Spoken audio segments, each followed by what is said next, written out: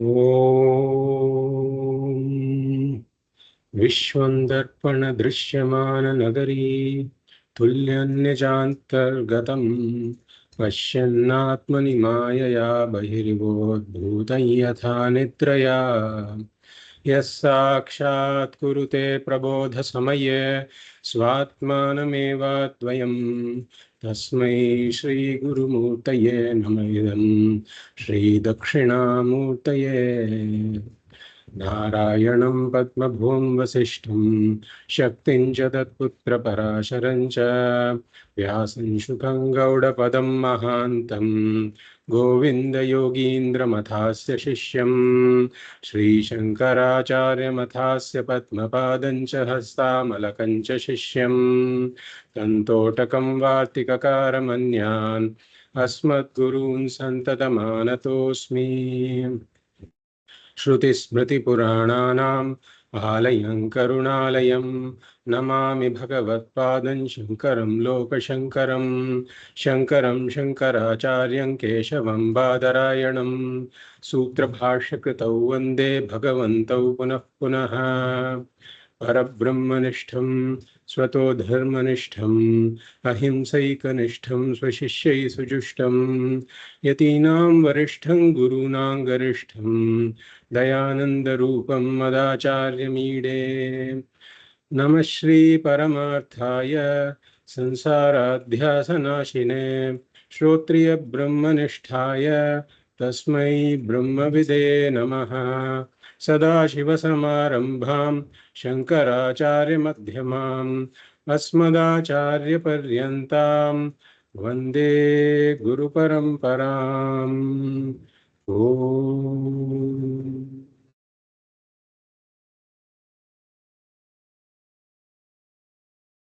तपोभिः क्षीणपापानां शान्तानां वीतरागिणां मुमुक्षूणामपेक्ष्योऽयम् आत्मबोधो विधीयते. I welcome you all to the 14th class of the Atma Bodha series. We will first read verses 27, 28 and 29 and review them before moving forward.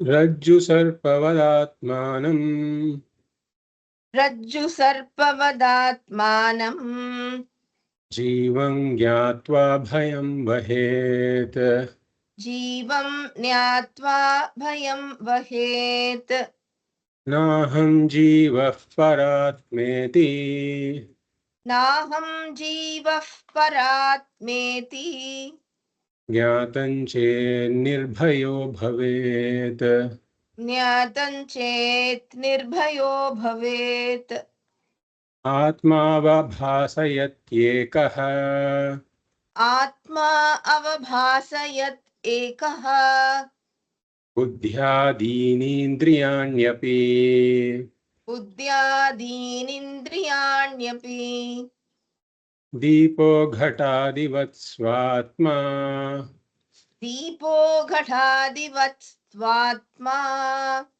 जडैस्तैर्नावभास्यते जडैस्तैर्न अवभास्यते स्वबोधे नान्यबोधेच्छा स्वबोधे नान्यबोधेच्छा बोधरूपतयात्मनः बोधरूपतयात्मनः न दीपस्यान्यदीपेच्छा न दीपस्यान्यदीपेच्छा यथा स्वात्मप्रकाशने यथा स्वात्मप्रकाशने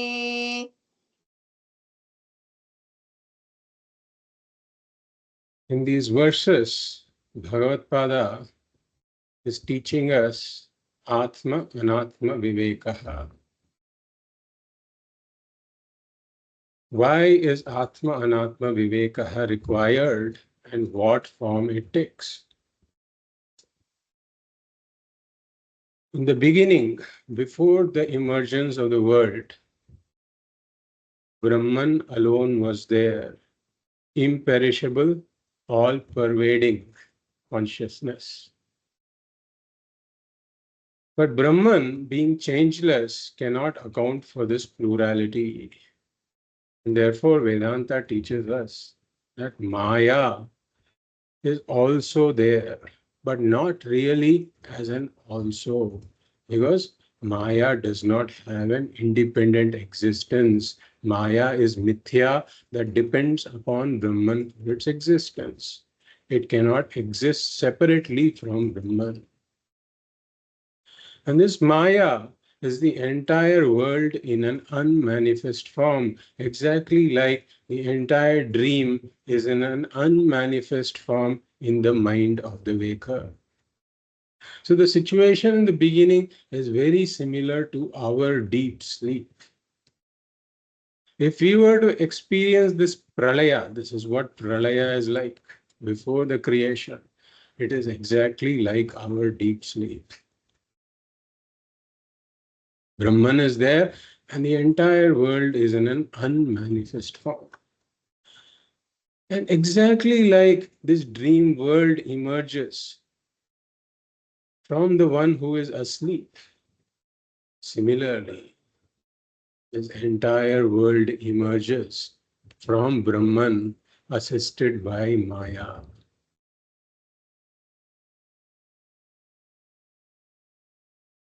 So we saw Jaganti Sarga Sthiti Layan Yanti. Worlds emerge like bubbles in the ocean, and beings emerge like ornaments from gold. So no new substance is created.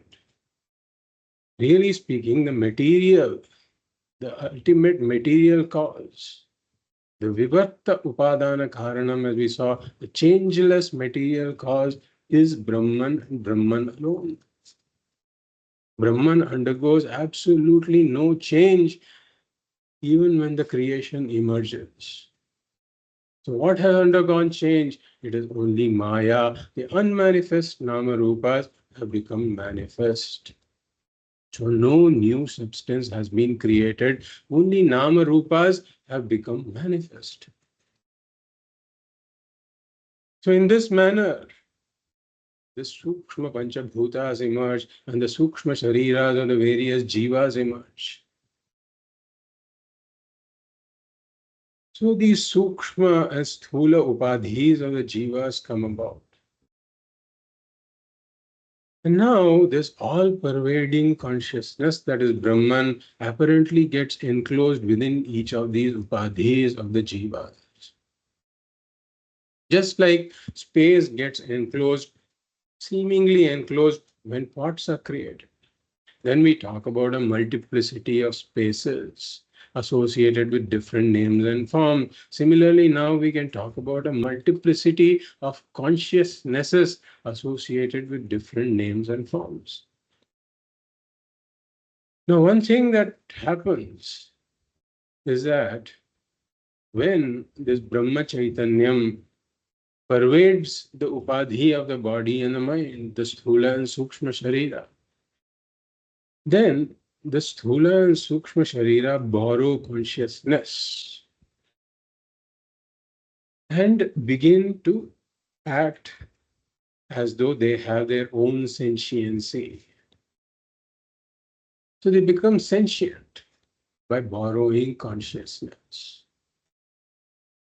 And we call this borrowed consciousness reflected consciousness.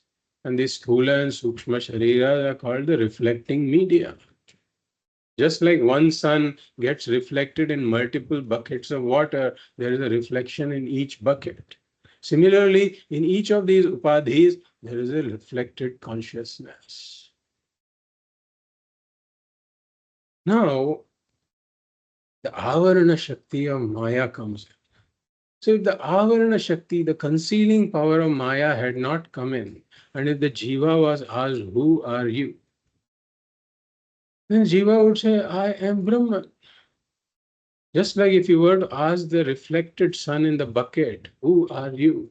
that reflected sun, if there is no ignorance, should say, I am really the original that happens to be manifested as this reflection in this bucket. But then the Avarana Shakti of Maya comes in. Because the Avarana Shakti of Maya comes in, the Adhishthanam, the nature of the Adhishthanam is concealed, the nature of Brahman is concealed. And therefore, this Jiva no longer knows that I am Brahman. And this Jiva mistakes himself to be this reflected consciousness and says, I am only this much. Because the reflected consciousness is limited, it is limited to the Upadhi. Therefore, the Jiva says, I am limited only to this Upadhi. It is a reflected consciousness that is talking. It says, I am limited only to this Upadhi.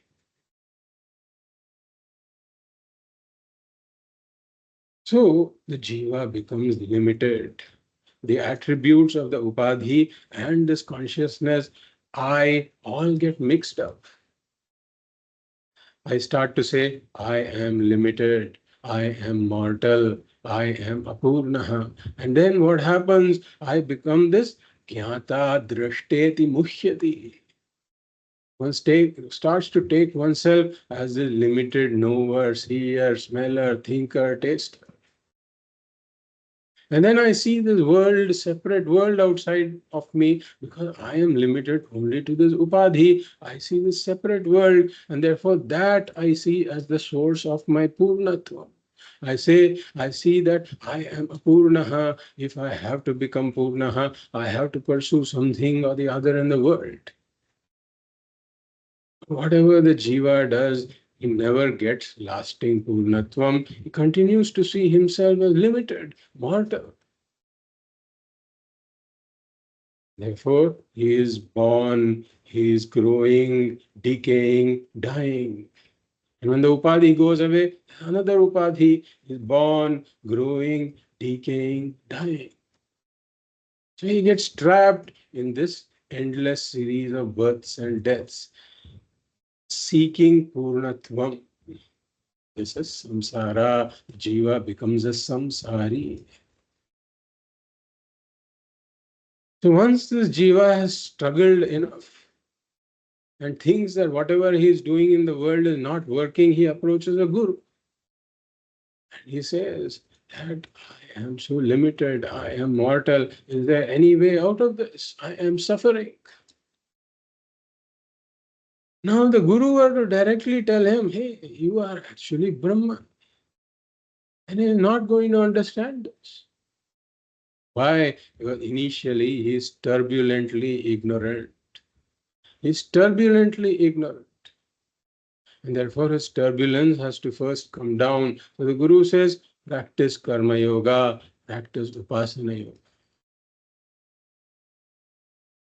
So this jiva goes and practices karma yoga. And then tapo bhihi, that's tapas. Tapo bhihi kshina papana.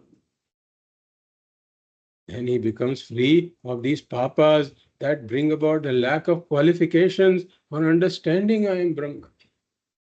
Kshina papana. Vitaraginam, his ragas and dveshas become diluted. And he gains the qualification Vivekaha, Vairagyam, Samadhi Shatka Sampattihi, Mumukshutvam. Now, once he has gained these qualifications, he is no longer turbulently ignorant. He is quietly ignorant. And then he becomes an ideal candidate for the study of Vedanta. But even now, the Guru directly tells him, you are Brahman, he is still not going to get the message. Why? Because the ignorance is there and he's still mixed up. There's a mix up of Atma and Anatma. So, first he has to do this Atma Anatma Vivekaha. This is why Atma Anatma Vivekaha is required. But Atma and Anatma belong to different orders of reality. They can never really get mixed up. Like this person can never get married to the girl in his dreams. They belong to different orders of reality. There can be no relationship at all. So how is this Atma and Anatma? How has it gotten mixed up? It is only in his mind. Nowhere else. Physically, there is no separation required. He has to just sort out the misunderstanding in his mind. Therefore, yukti avaghatataha. His mind has to be pounded to separate, like we saw, the husk from the grain. But in this case, the pounding is not physical. It has to be done with yukti avaghatataha.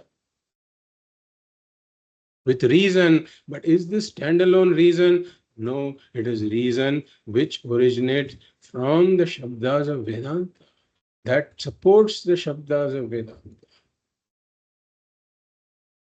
Or he has to go through this Atma Anatma Viveka that we have been seeing in all of these verses. Now Bhagavad here says, Rajju Sarpavad Atmanam Jivam Gyatva Bhayam Vahet.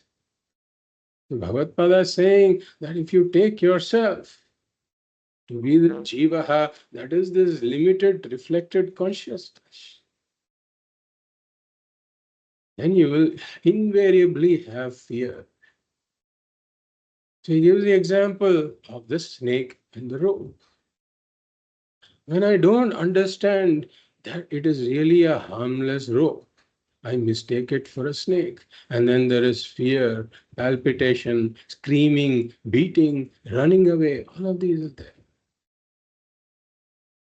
So what do I have to do? I have to understand what truly is, what really is.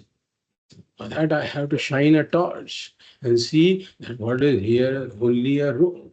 The moment I understand that it's only a rope, all of the fear vanishes. So similarly, we saw the other example of the waker. When the waker ignores, does not know that I am really the waker, he is ignorant of the fact that I am really the waker, he becomes identified with the dream individual, the limited dream individual in the dream. And then there is fear, he goes through a nightmare in the dream. Or we took the example of the actor who is wearing the costume of the beggar and enters the drama. And then, if he forgets that he is really the actor, then he identifies himself with the beggar. And then he has to face a lot of insecurity and he does not know where his next meal is going to come from. The solution is to wake up. Wake up to one's real nature. The dream individual, one has to wake up from the dream instead of identifying with the dream individual. When one understands that one is the waker, the fear of the dream, the nightmare goes away. Similarly, once the actor understands that I am really the actor, I had just misunderstood myself to be the beggar, then all of his insecurity goes away. So similarly, I have left the most secure thing, which is the Atma. It is imperishable and it is non-dual. There is no second thing apart from it at all. I have left that and I have come down to the level of the Jiva, wearing this costume of the body mind. I have forgotten that I am really the Atma. And then I see myself in this separate world.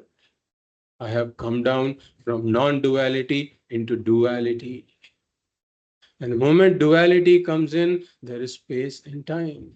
And therefore, I have become limited in space. I extend only this much. I have become limited in time. I am a mortal with a date of birth and a future date of death. Therefore, fear is inevitable. Therefore, one has to wake up saying, Naham Jivaha, I am not this Jivaha, Paratmeti, I am the Parat. Jnatam chet Nirbhayo bhavet. If one wakes up to one's real nature as being a non-dual Atma, then one understands that there is no second thing apart from me at all. For me to be afraid of, for me to be afraid of something, there has to be a second thing. When there is no second thing other than me, what is there for me to be afraid of? So, nirbhayo bhavet, one becomes fearless. So now the question arises, Jnatam Chet. He says, if the Paratma is known, if I know that I am the Paratma, now the question is, how do I know this limitless Atma? So before we come to the limitless part of it, how do I know the Atma? So Bhagavad Pada says in verse 28 that Atma is ever the illuminator, it is never the illuminator. Atma avabhasayati ekaha. Buddhyadin, buddhyadini indriyani api. That Atma illuminates this body, mind, sense complex. And it is never illuminated by the body, mind, sense complex. Just like in a dark room, a lamp illuminates the pot, but the pot never illuminates the lamp. So then the question is, for everything, I know things as an object. That is what we figuratively call illumination, knowing something as an object. So that is how I am oriented. I know everything as an object. So the question is, how do I know the Atma? If I cannot illumine the Atma with my body, mind, sense complex, how do I know the Atma as an object? So in verse 29, Bhagavad Pada is pointing out that Atma need not be known as an object.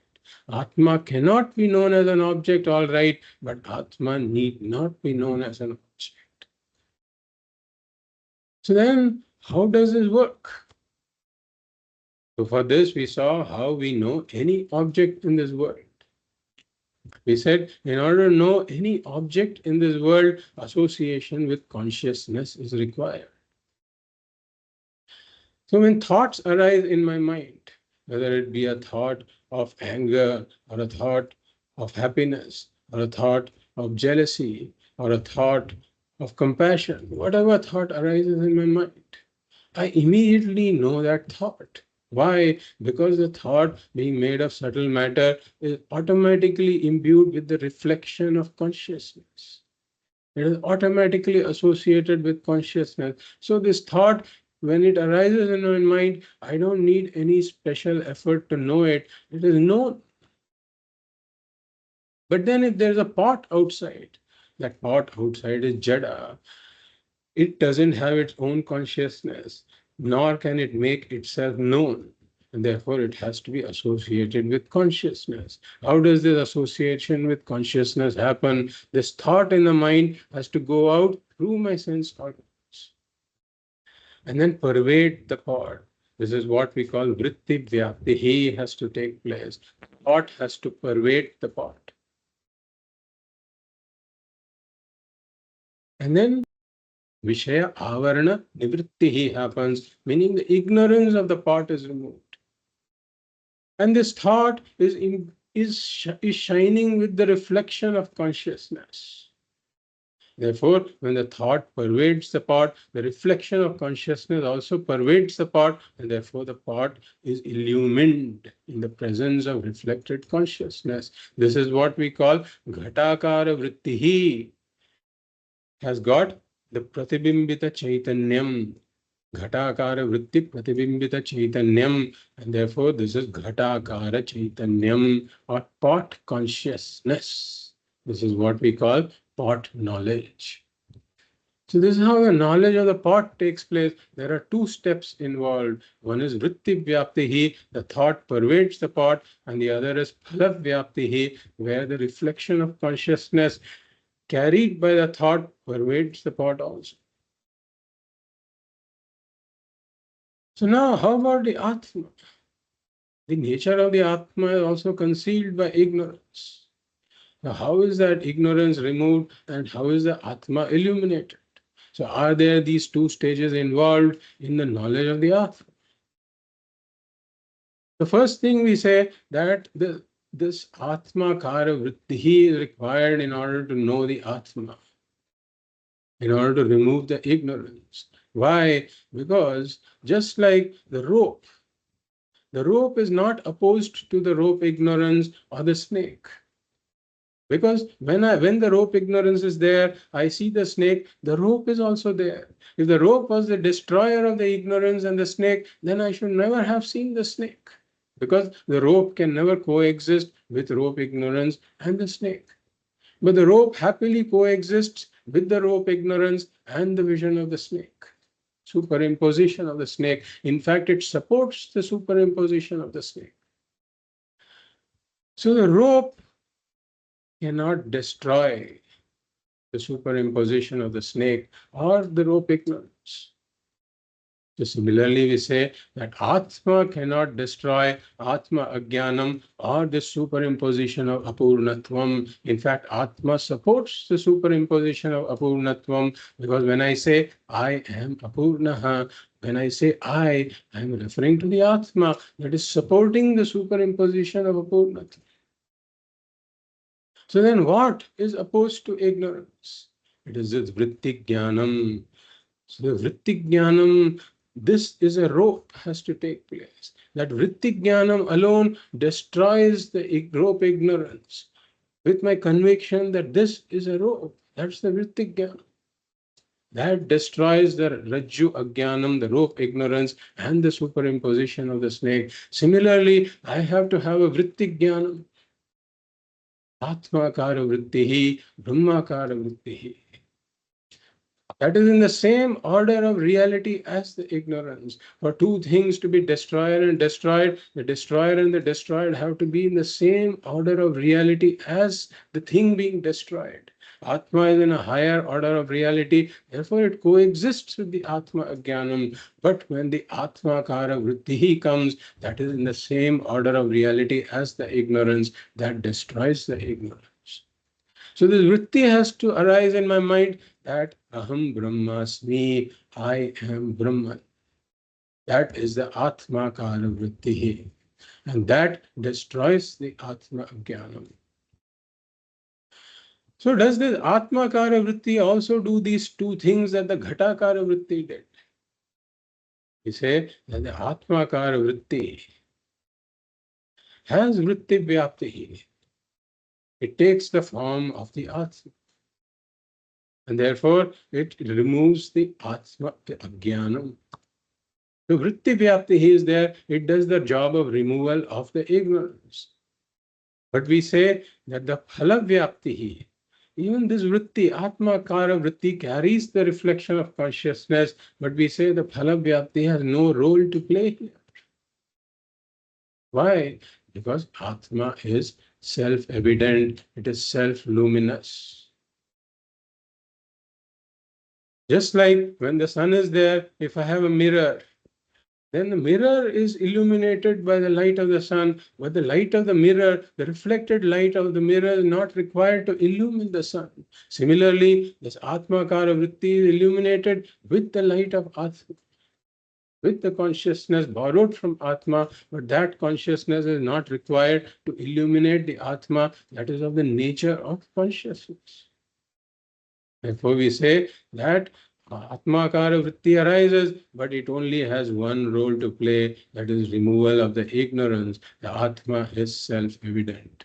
Even during the state of ignorance, Atma was self-evident. But that self-evident Atma was known wrongly as I am limited, I am mortal. But with the rise of the Atmakara vritti, that the Atma is really Brahman. That the self-evident Atma is really Brahman. Then all of these superimpositions that were done because of ignorance are removed. Just the self-evident Atma being self-evident, just this removal of ignorance is enough. The illumination of the Atma is not required. So we say that we study Vedanta not in order to gain an experience of the Atma, because the self-evident Atma is there in every experience. But in every experience, due to ignorance, that Atma has been mixed up with Anatma, the Sthula Sharira, Sukshma Sharira, Karana Sharira, Chidabhasa, the reflected consciousness, all of these have gotten mixed up. So when I experience the Atma, I am experiencing it in a mixed up state. Exactly like I see this red flower placed next to the crystal, I see the crystal as being red. So without inquiry, I will take the crystal to be red. I will say it's a red crystal. But when I inquire into it, I understand that the redness belongs to the flower. Whereas the nature of the crystal is colorlessness. The flower has got certain features, the crystal has got certain features. The redness belongs to the flower, the crystal is colorless. But when I say the redness belongs to the crystal, without inquiry, I have really made a mistake. When I study this phenomenon, I understand what belongs to what. So similarly, we are studying Vedanta. Why? In order to place the attributes in the right places. So there are limitations, like we said, space limitation, time-wise limitation. I say I am limited, I extend only to this body, I am mortal, I was born on such and such a date, I will die on such and such a date. So the Atma has got mixed up with the limitations of the Shariratrayam.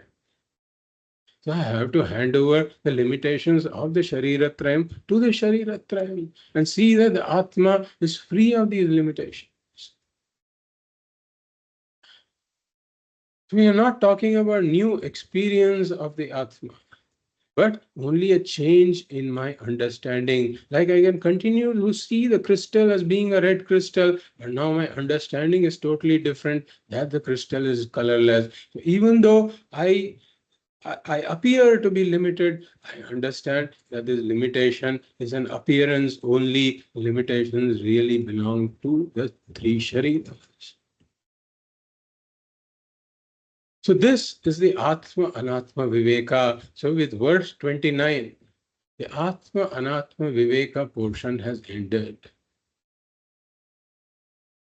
So now we said that one has to know that I am the limitless Atma. And Bhagavad points out that Atma is self-evident, so it need not be known as an object. So the Atma Kara Vritti has to take place. In order to remove my ignorance, that is enough. So now the question is, how does this Atma Kara Vritti take place? How do I come to this Atma Kara Vritti, Aham Brahmasmi Vritti? For this, the Mahavakya Vichara is required. Therefore, in the next verse, Bhagavad Pada is entering the Mahavakya Vichara. We will read verse 30. निषिध्य निखिलोपाधीन निषिध्य निखिलोपाधीन् नेति नेतीति वाक्यतः नेति नेतीति वाक्यतः विद्यादैक्यं महावाक्यैः विद्याद्यैक्यं महावाक्यैः जीवात्म परमात्मनोः जीवात्म परमात्मनोः निषिध्य निखिल उपाधीन निखिलोपाधीन नेति नेति न इति वाक्यतः विद्यात् ऐक्यं महावाक्यैः जीवात्म परमात्मनोः. So Bhagavad is saying Vidyat. Vidyat means may you know. May you know what? Aikyam. May you know the identity. Vidyat Aikyam. May you know the identity. So whenever we talk about identity, we have to ask identity of what and what. Bhagavad says Jivatma Paramatmanoho. The identity of Jivatma and Paramatma. How do I know the identity of Jivatma and Paramatma? Mahavakya, through the Mahavakyas.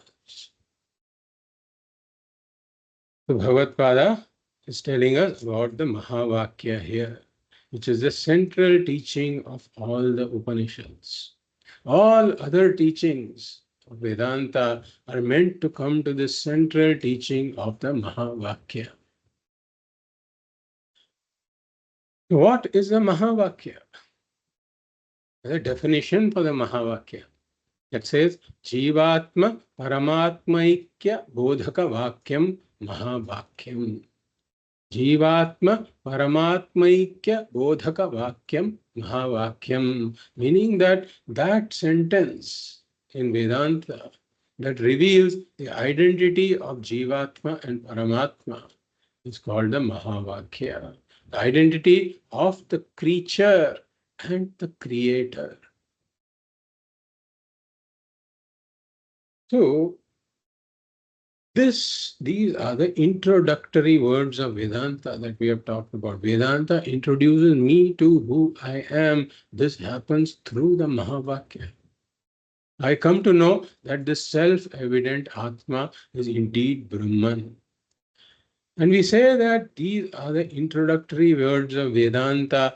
This knowledge that is gained through the Mahavakya cannot be gained through any other means of knowledge. We have looked at all the pramanas and we said that there are these sixfold pramanas. Pratyaksha, Anumana, Arthapatti, Upamana, Anupalabdhi, Laukika Shabdas. None of these can inform me who I really am. We have to come to the Apaurusheya Shabda Pramana of Vedanta. That alone tells me who I am.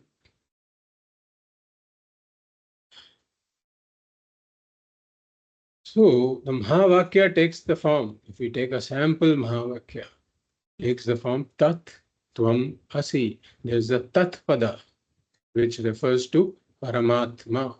And the Tvam Pada refers to the Jivatma. It's telling me the identity of the Jivatma and Paramatma. The individual who takes himself to be a limited being is being equated to the Paramatma, who is the Srishti, Sthiti, Laya Karana of this entire Jagat. The identity of the two is revealed. But what happens when a student hears the Mahavakya? We are talking about this person who is no longer turbulently ignorant, but who has also done this Atma Anatma Viveka, let us say. Or he is in the process of doing the Atma Anatma Viveka. He has gained some qualifications and he is listening to this teaching. So the intellect resists this teaching. We have to look into why the intellect resists this.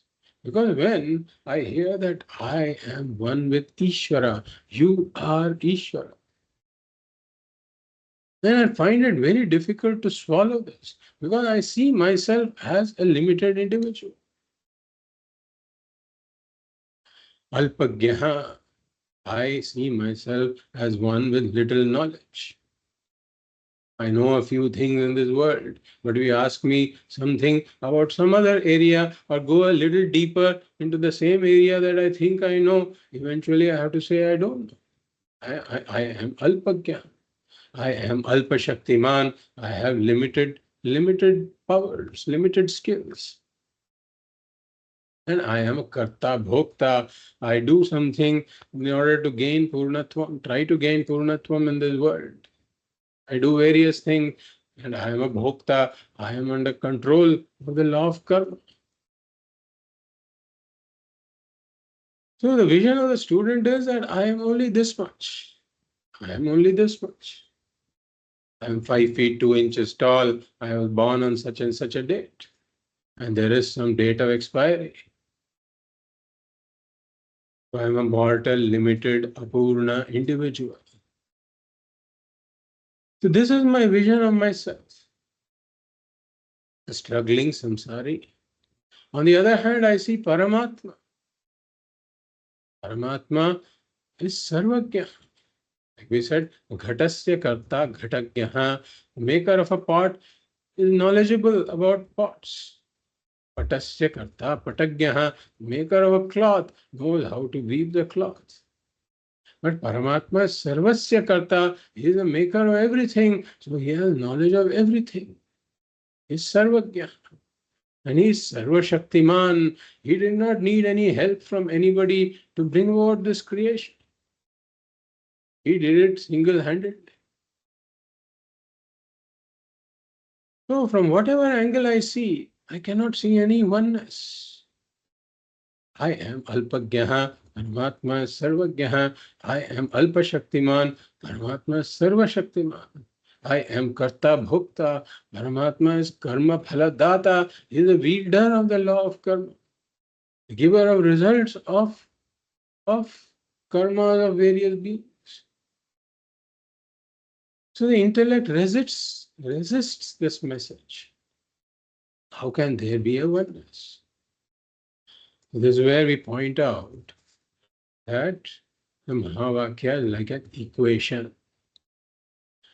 An equation is not required when the two sides are evidently the same. Like 3 equals 3 is a useless equation. It doesn't tell me anything new. And an equation is impossible when the two sides are obviously different. The two sides are fundamentally different.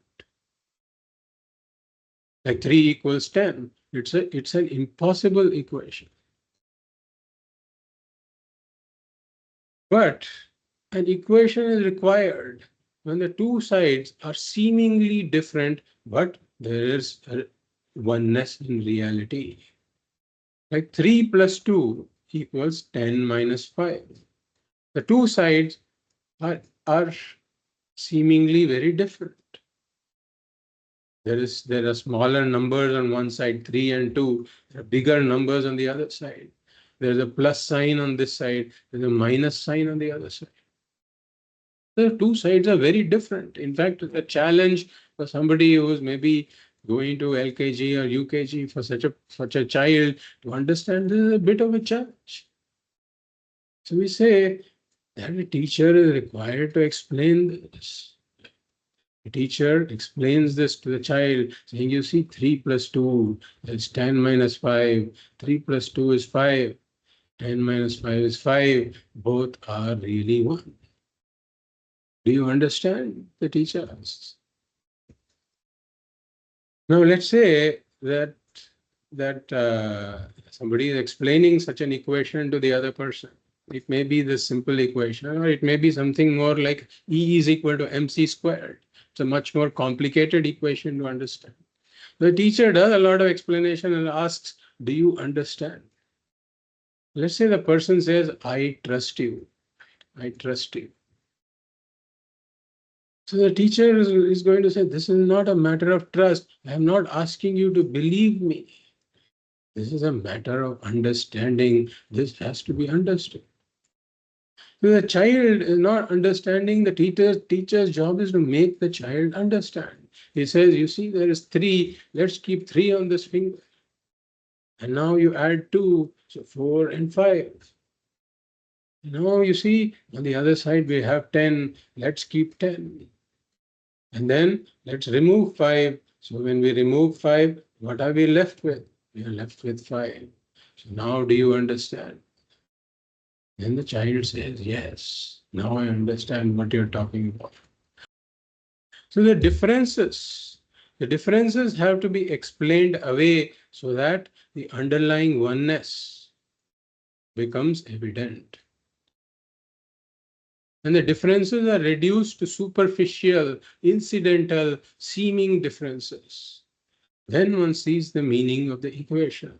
So similarly, we come to this equation of Jivatma and Paramatma.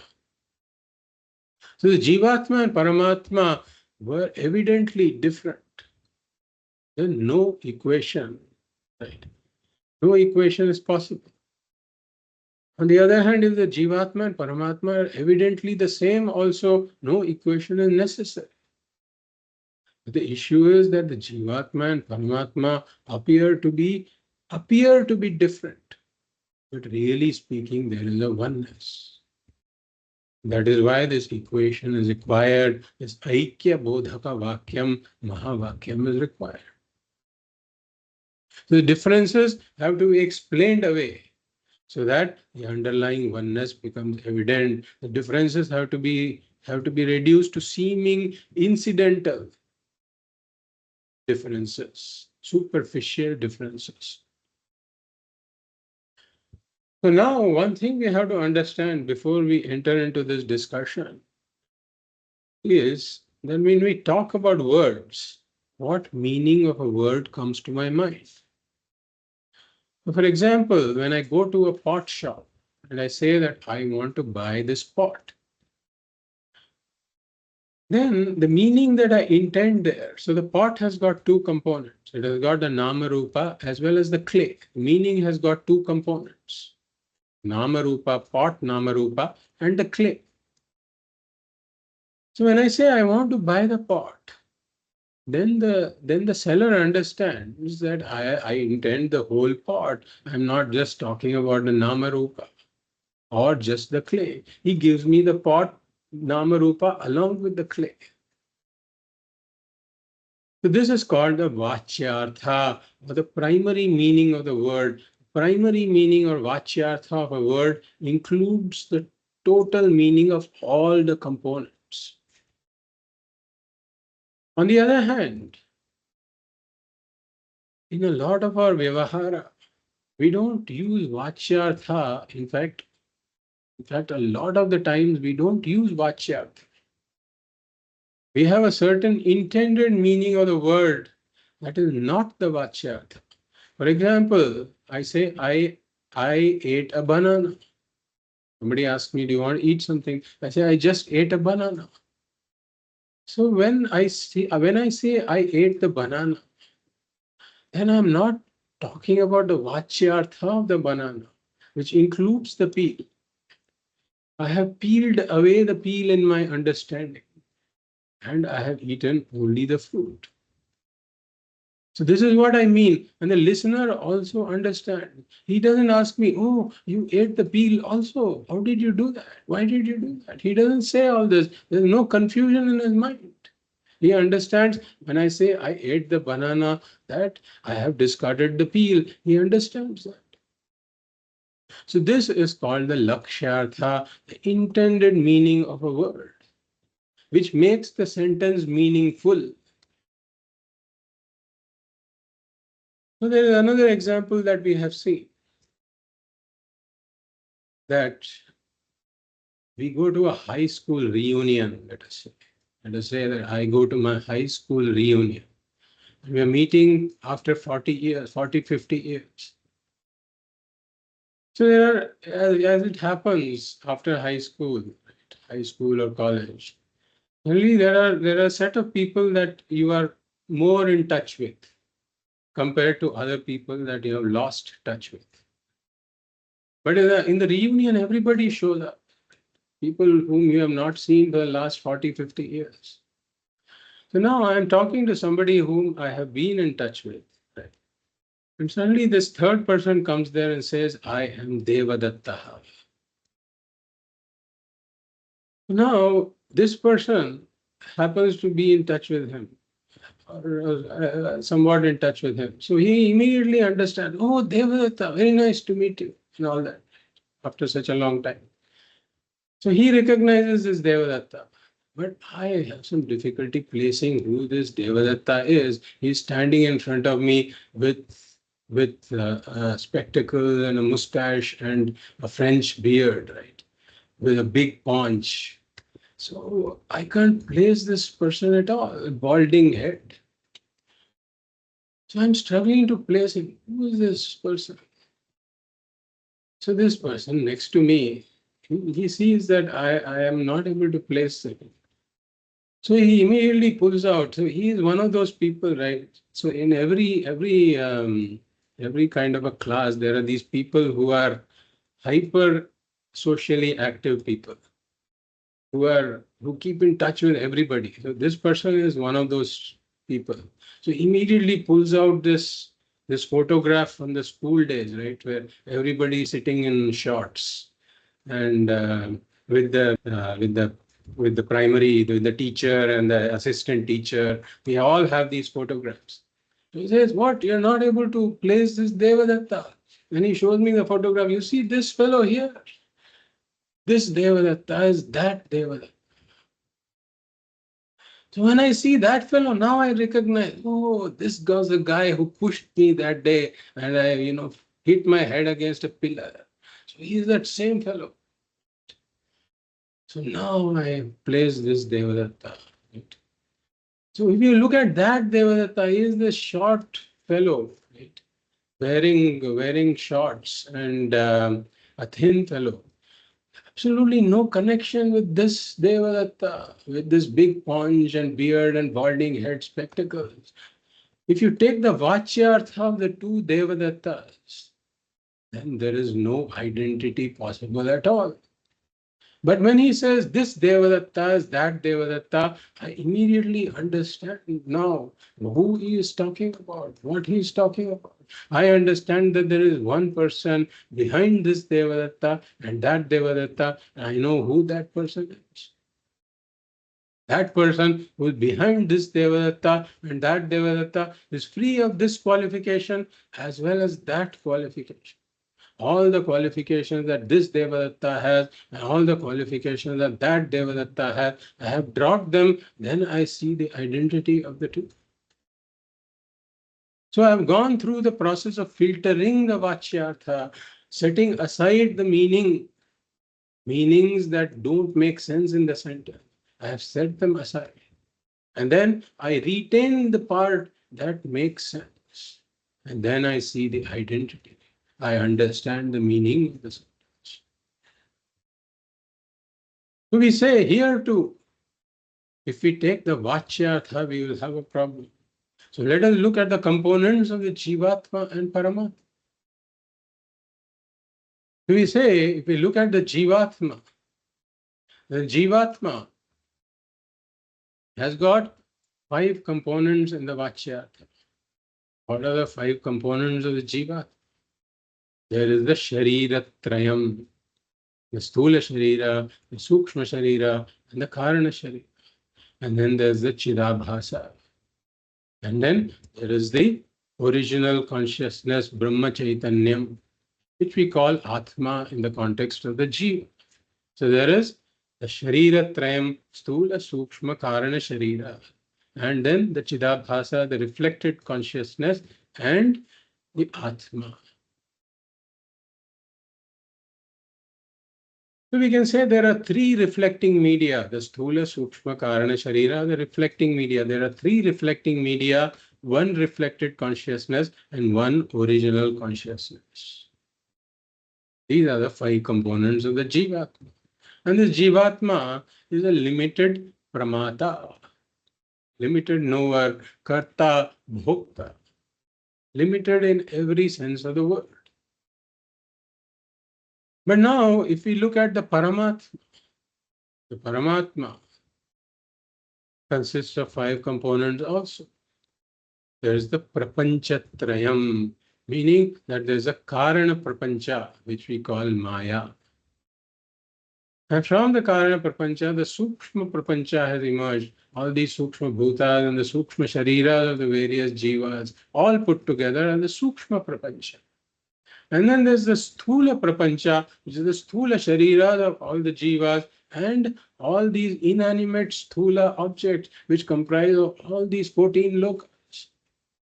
So that is the Sthula Prapancha. And in this, there is the Brahma Pratibhimbam, or the reflected consciousness. So there are 3 reflecting media, 1 reflecting consciousness, 1 reflected consciousness. And then there's the Brahma Chaitanyam, or the original consciousness. These are the 5 components of Paramatma. And Paramatma does not have the sense of limited individuality. Paramatma becomes this Sarvagyaha, Sarvashaktiman, Karma Phaladata. So if we take all this Vachyartha of Jivatma and Paramatma, then there is no identity possible. Like this Devadatta and that Devadatta. They are vastly different. They are poles apart. But what Mahavakya is telling me is that there is an identity between the two that you have to understand.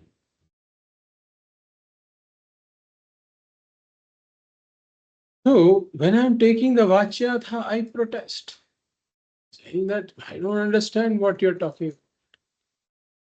The protest is because the appropriate Lakshyartha has not been taken.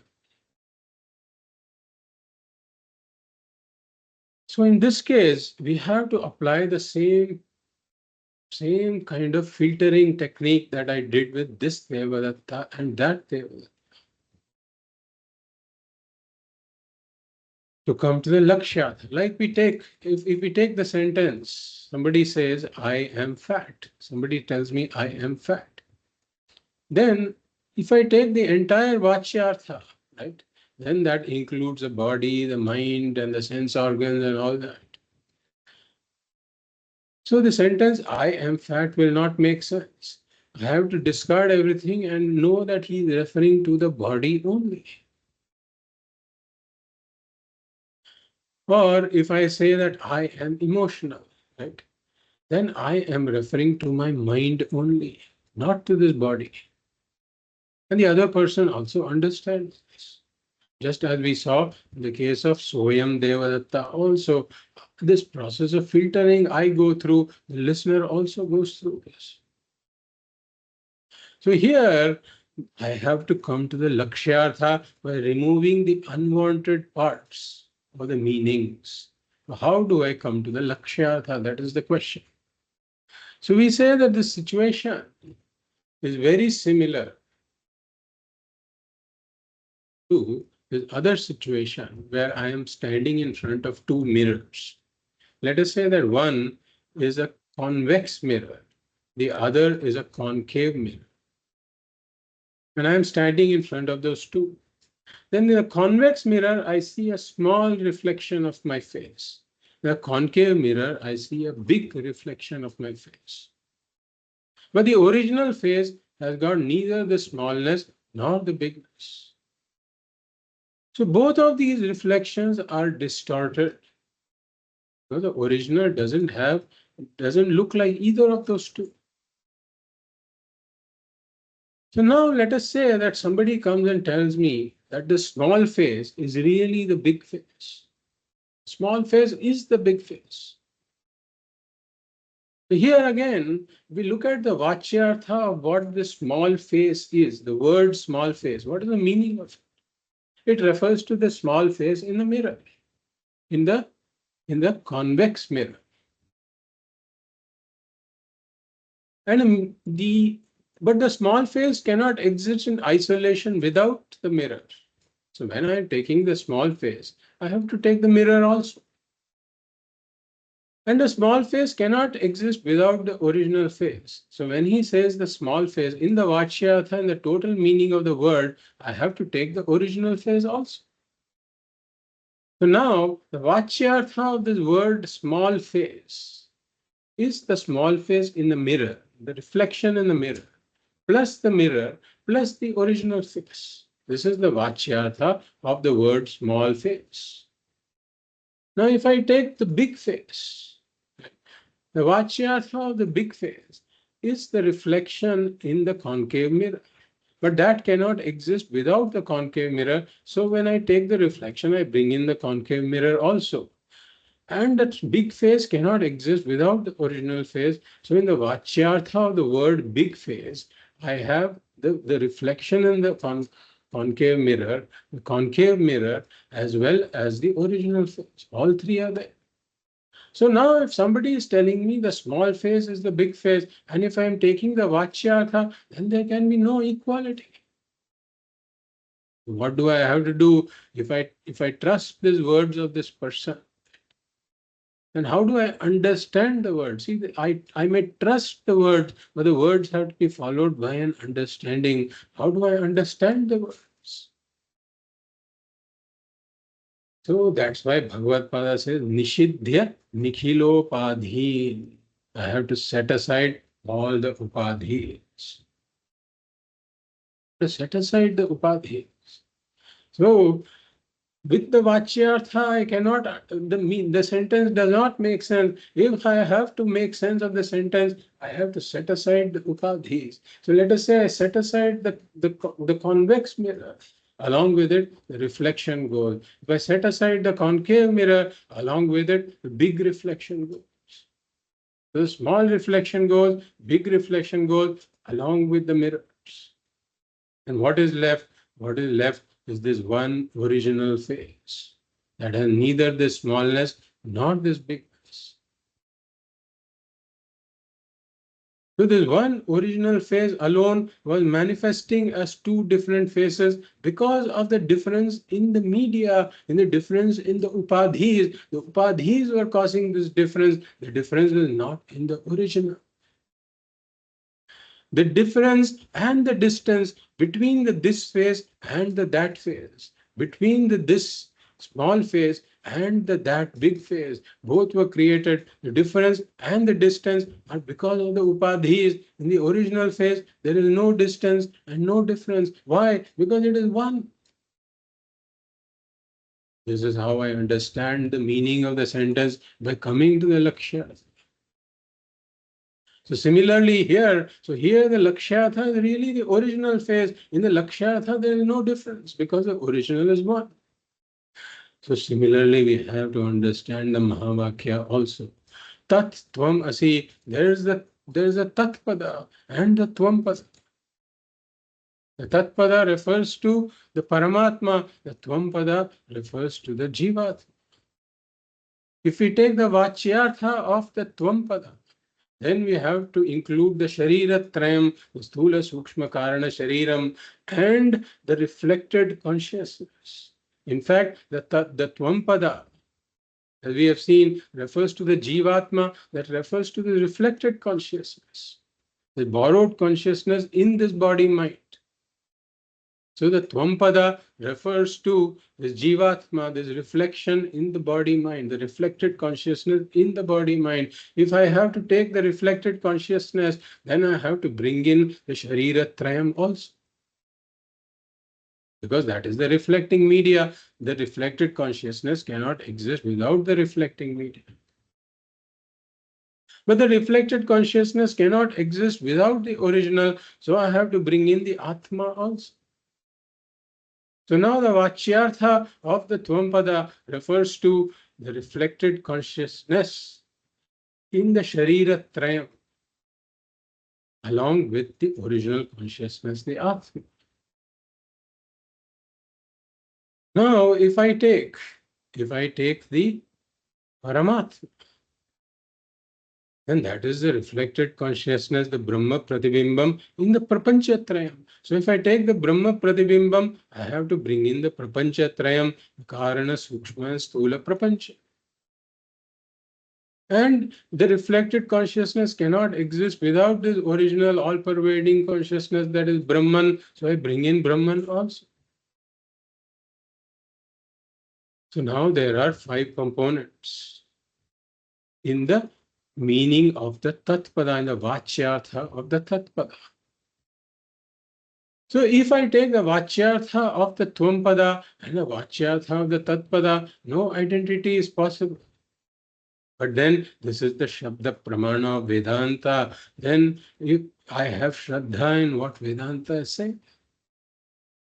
Therefore, I am trying to understand, I'm trying to make sense of the. We say that we have to come to the Lakshyartha. How do I come to the Lakshyartha? Nishidhya Nikhilopadhi. I set aside the Upadhi. And how do I set aside the upadhis? Neti neti iti vakyataha. Taking the help of the Upanishadic statements like neti neti, na iti, not this, not this.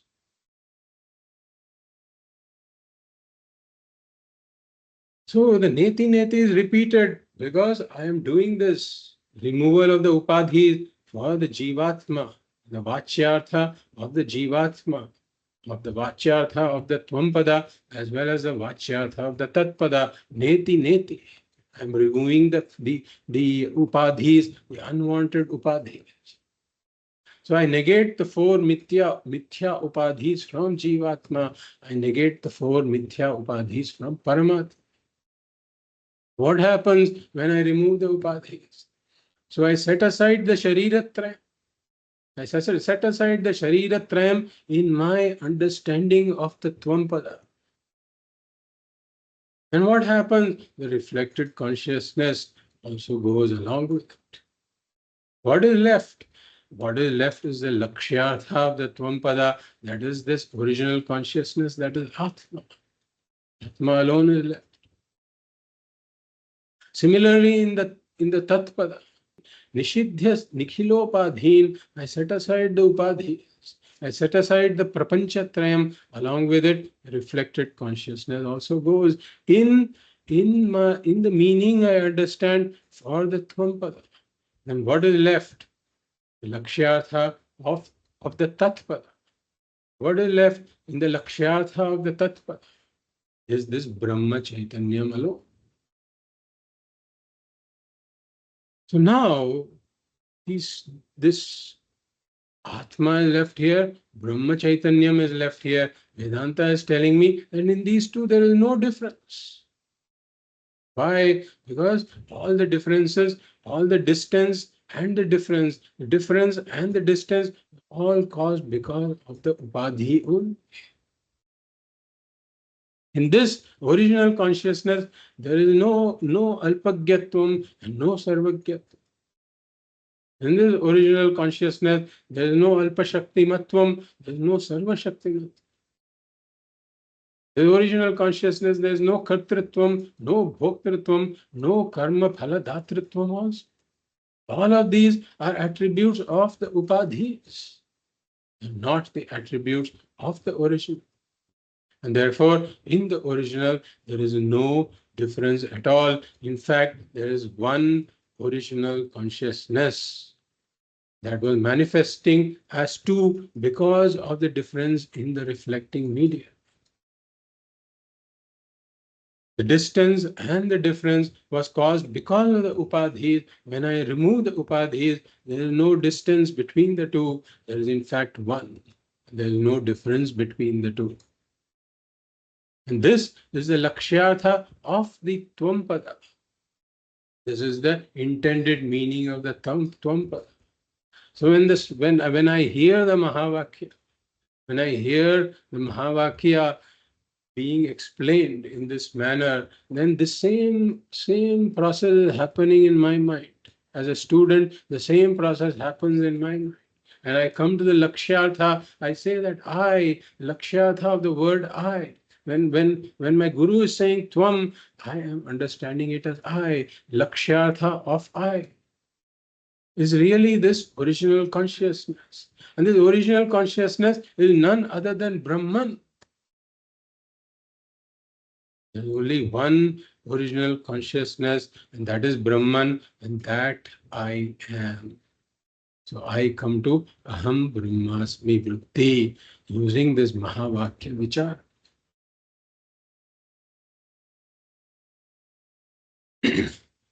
So here there can be a question that is raised. And that question is highlighted in the next verse. And the solution, the resolution for that is also given in the next verse. We will read that. Avidyakam shariradi आविद्यकं शरीरादि दृश्यं बुद्बुदवत्क्षरम् दृश्यं बुद्बुदवक्क्षरम् एतद्विलक्षणं विद्यात् एतत् विलक्षणं विद्यात् अहं ब्रह्मेति निर्मलम्. अहं ब्रह्मेति निर्मलम्. In the prior verse, we said that the Jivatma, and Paramatma. We looked at the components of Jivatma and Paramatma. And we said there are 5 components in all: the Sharira Trayam and the reflected consciousness and the original consciousness. And on the other side, we have the Prapancha Trayam and the reflected consciousness and the original consciousness. So now if we look at this, the differences are from the point of view of these 4 components. The Sthula Shariram and the Sthula Prapancha are very different. Sukshma Shariram and the Sukshma Prapancha are very different. Karana Shariram and the Karana Prapancha are very different. And then there is the reflected consciousness, which is spanning just the Sharira Trayam. On the other hand, the reflected consciousness is spanning the Prapancha Trayam. So the differences are from the point of view of these 4 components. The non-difference is only from the point of view of one component.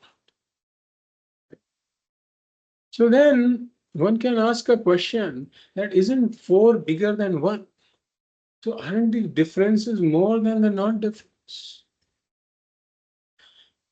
So if we were to hold an election here, right, so are these different or non-different? Then most people will say that they are actually different. Because if we say majority wins, then the majority is clearly winning here. All the exit polls will indicate that the majority is winning. So then, how are you talking about the non-difference? Why are you emphasizing the non-difference? This is a very critical word, actually. Very critical, very important question. And the resolution of this question is also very important. Why are you highlighting the non-difference when the non-difference is only from the point of view of one component? Whereas differences are from the point of view of 4 components. We say we are highlighting the non-difference. All the differences are in a lower order of reality. All the differences belong to the mithya upadhis, and therefore all the differences are mithya. And the non-difference is the satyam. Just like I show one small ornament here and I show one big ornament here. Now the smallness of this ornament and the bigness of that ornament both belong to the ornament, the nama rupa, but the differences are in mithya. In the original gold, there is no difference at all. Therefore here Bhagavad Pada says, avidyakam shariradi. That all of these shariradi, meaning all of these upadhis, right? Shariratrayam and prapanchatrayam, and the reflected consciousnesses, they are all avidyakam, meaning they are products of avidya, which can be called avidya also. They are either avidya or products of avidya, or products of maya. All products of Maya or Maya itself, as we will see. If you take the Shariratraya, if you take the Sthula Sharir on one hand and the Sthula Prapancha on the other hand, it is Avidyakam, products of Maya. Therefore, they are Mithya. If we take the Sukshma Shariram on one hand and the Sukshma Prapancha on the other hand, avidyakam, products of Maya, therefore they are mithya. And if we take Karana Shariram and Karana Prapancha, then we don't say they are products of Maya, we say they are Maya itself. And then what about the reflected consciousness? We say the reflected consciousness is again dependent on what? On these reflecting media. Since it is dependent, it is also mithya. It doesn't have its own existence. So the reflected consciousnesses in the Jivatma and Paramatma are also mithya, avidyakam, mayikam. Avidyakam can be translated as Mayikam, meaning products of Maya. Therefore, all of these are either Maya or the products of Maya. Therefore, they cannot be taken seriously. Why? Because they are mithya. They are in a lower order of reality. Just as we said, the differences in these two ornaments are in a lower order of reality. From the point of view of gold, there is no difference at all. Or in my dream, I see a lot of differences in my dream, but they are all in a lower order of reality. All those differences dissolve when I look at it from the standpoint of the waker. Differences are not there at all. So avidyakam shariradi, they are all mithya. They are all products of Maya or Maya itself. And they are budbudavat ksharam, meaning that they are like bubbles. They only have this temporary dependent existence, don't have their independent existence, and even the dependent existence they are all temporary. Ksharam, meaning they're momentary, they are fleeting. And drishyam, meaning that Bhagavad is reminding us, Drigdrishyau dvau padarthau staha paraspara vilakshanau. Drig Brahma Drishyam Mayeti. Drishyam Mayeti. That Drishyam is all, Drishyam is Maya. So all of these are Maya. And Vilakshanau. Drishyau do padartho staha paraspara vilakshanau. The same word vilakshan. Aham etad vilakshanam. I am the Drik. That is different from all of these in the sense that I am Satyam, they are all Mithya. Drishyam is Maya, and I am Drik, that is Brahma. I don't come and go. All of these are Budbudavat Sharam, they come and go, whereas I never come and go.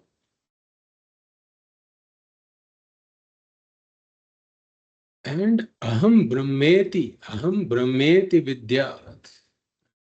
So before the Mahavakya, there are two notions that the student has.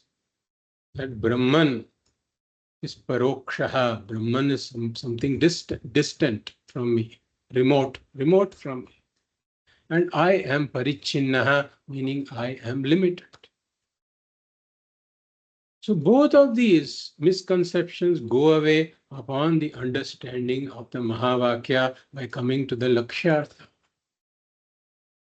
So Brahman is no longer remote. That's why Aham Brahmeti Vidyat, this aparoksha Atma, this Atma that is self-evident right here and now, itself is Brahman. Therefore, parokshatvam of Brahman goes away. That's why I am able to say, I am Brahman. That Brahman, I myself am. So the Ishvara that I thought was remote, that Ishvara is not really remote. That Brahman, that same Brahman that was there in the beginning of creation that we have been talking about, that Brahman is here and now. I myself am that Brahman. So I myself, as Brahman, with my Maya Shakti, I have projected this world. If I come to the Lakshyartha, I can say that because the Lakshyartha is Brahman, and I am Brahman, I can say that I myself, with my Maya Shakti, have projected this world. Mayeva sakalam jatam, Mayi sarvam pratishtitam, Mayi sarvam layam yati, Tat Brahma Advayam Aham. That non-dual Brahman I am. So the parokshatvam of Brahma goes away, and the parichinnatvam, this limitation that was superimposed upon the Atma, also goes away. Why? Because being Brahman, I don't have the threefold limitations: space, time, or object. As Brahman, I have no space-wise limitation. I am all-pervading. As Brahman, I have no time-wise limitation. I am imperishable. I am immortal. And as Brahman, I have no object-wise limitation, because wherever any object is, I am as the very existence of the object. So I am free of these threefold limitations. And therefore, there is no apurnatvam in me at all. Therefore, I am Purna. As Brahman, I am free of all these limitations and I am ever Purna. Therefore, there is no samsara in me at all. Therefore, there is no need to remove samsara also. In fact, I was never bound in order to be liberated. I don't even need moksha because as Brahman, moksha is my very nature. Therefore, I don't even need to attain moksha because moksha happens to be my very nature. I am nitya muktaha. I am ever liberated as this lakshyartha Brahman. So this is the Mahavakya Janya Jnanam. Therefore, Bhagavad Pada says Nirmalam. Nirmalam meaning that this Parichinnatvam also goes away. Aham Brahmeti means Parokshatvam of Brahma goes because Brahman I am. And Nirmala means Parichinnatvam of Atma goes. There is no impurity in me. There is no samsara in me. There is no limitation in me. This is the Mahavakya Janya Aikya Jnanam, the knowledge of oneness born out of study of the Mahavakya. So in the student's mind, there is only one Advaita, a Brahmatma that is there. One secondless Brahmatma that is left behind.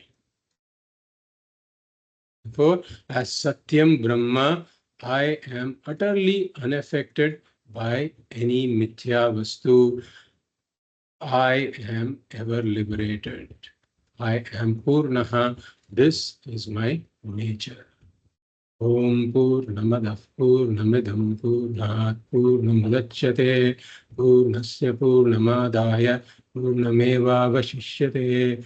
Om Shanti Shanti Shanti. Hari Om Shri Gurubhyo Namaha. Hari Om.